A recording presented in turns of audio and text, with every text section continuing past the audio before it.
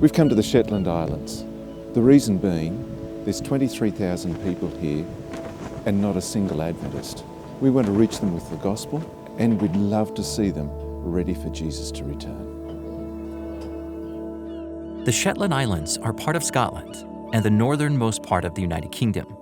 Anthony Kent, the Associate Ministerial Secretary at the General Conference, put together a small team of pastors from Scotland and the UK to spend 1 week cycling through the islands to tell people about Jesus and hand out Christian literature. After an overnight ferry ride to reach the islands, the team prepared to set off to reach the unreached. As far as we know, there are no Adventist members on the Shetlands. And how do you approach trying to make contact? What would Paul and his associates do if they were doing a missionary journey and they landed in Lerwick and they were to start in the Shetland Islands? Maybe Paul also would have used a bicycle to share Jesus with people today. The team set out to ride through every inhabited street, stopping with anyone they met. Much like the Apostle Paul, Anthony and his team had to endure hardships in the form of wind, rain, and hills. It's cold. It's cold. But this is still really good fun. And people's hearts are open. The weather's cold, but the people are warm. Praise God for that.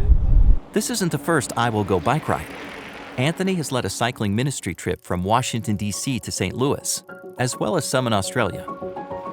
What we found is, it's a wonderful way to generate significant but brief conversations and an opportunity to share the gospel.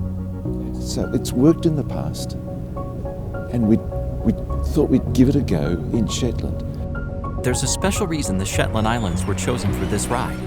A man named Philip Reiki emigrated from Scotland to Australia in the late 1800s. He rode his bike thousands of miles around Australia, sharing the gospel with anyone he rode past. One of those people happened to be Anthony Kent's great-great-grandfather. And Philip Reiki rode up to him on a bicycle and shared with him the great controversy, and it completely transformed his life.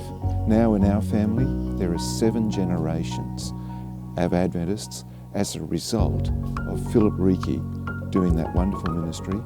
And our dream was to take the spirit of Philip Reiki and his desire to lead people to Christ, to take it back to his homeland. Following Philip Reiki's legacy, the team took Jesus' call to go to the ends of the earth and applied it to their work in the Shetlands.